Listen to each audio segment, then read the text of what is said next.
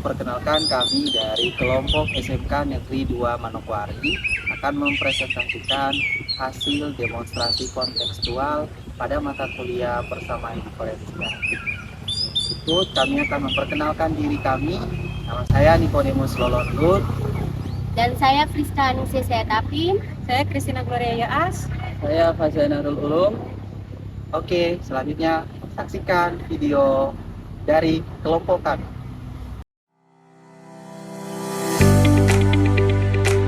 Pembelajaran berdiferensiasi adalah pembelajaran yang mengakomodir kebutuhan belajar peserta didik. Guru memfasilitasi murid sesuai dengan kebutuhannya, karena setiap peserta didik mempunyai karakteristik yang berbeda-beda, sehingga tidak bisa diberi perlakuan yang sama. Dalam menerapkan pembelajaran berdiferensiasi, guru perlu memikirkan tindakan yang masuk akal yang nantinya akan diambil.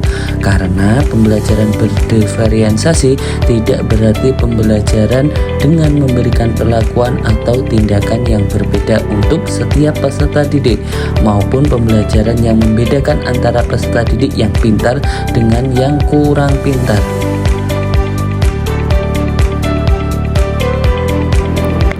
Contoh-contoh keberagaman anak di dalam kelas. Yang pertama, keberagaman agama.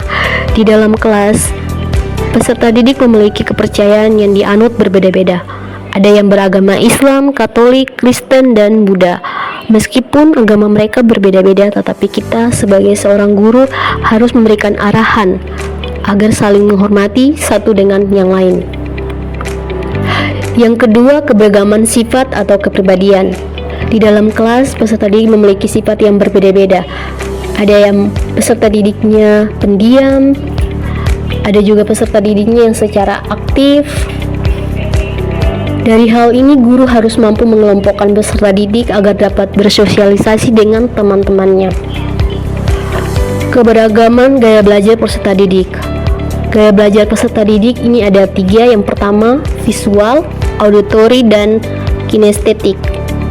Anak pada bertipe visual bisa belajar optimal menggunakan indera penglihatan, sementara anak yang bertipe auditory menggunakan indera pendengar untuk menangkap informasi.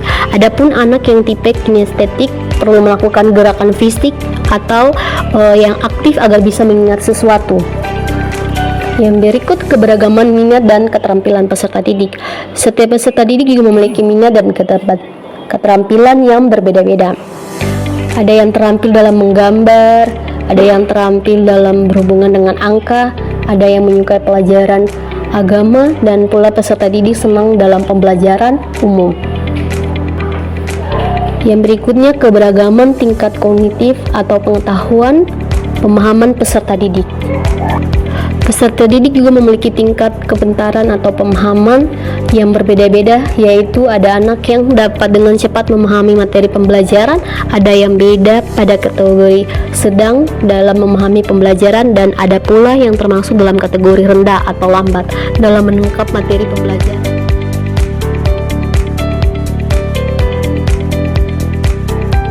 Keberagaman minat dan keterampilan peserta didik. Setiap peserta didik juga memiliki minat dan keterampilan yang berbeda-beda.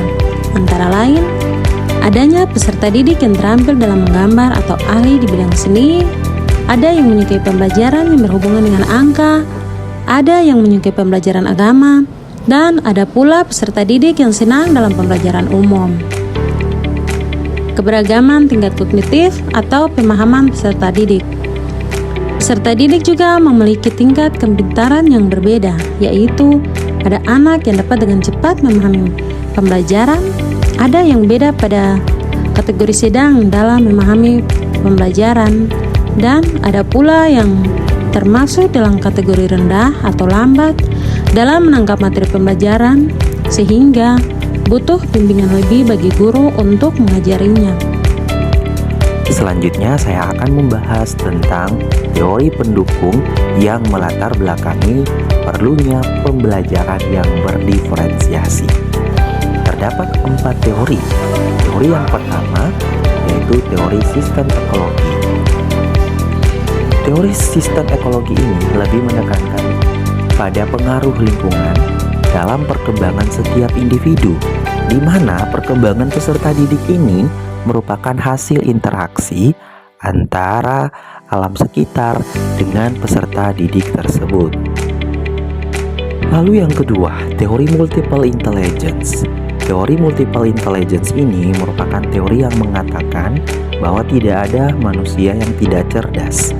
Paradigma ini menekankan teori dikotomi cerdas tidak cerdas.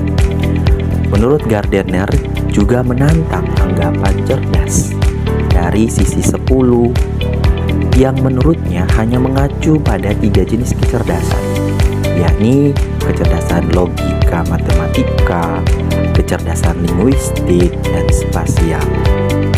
Untuk itu selanjutnya Howard Gardner ini kemudian memunculkan istilah multiple intelligence. Istilah ini kemudian dikembangkan menjadi teori melalui penelitian yang rumit, melibatkan antropologi, psikologi kognitif, psikologi perkembangan, psikometri, studi biografi, visual hewan, dan neuroanatomi. Lalu selanjutnya terdapat teori yang ketiga, yaitu teori Zone of Proximal Development atau teori CPD. Teori ini menjelaskan tentang jarak tingkat perkembangan aktual anak dengan tingkat perkembangan potensial, sebagaimana cara anak memecahkan masalah dengan individu maupun dengan temannya. Lalu yang terakhir, teori yang keempat adalah learning modalitas. Lalu yang keempat ada teori learning modalitas. Pada modalitas, kata modalitas berarti merupakan gaya atau tipe. Maka modalitas belajar seseorang itu merujuk pada gaya atau tipe belajarnya.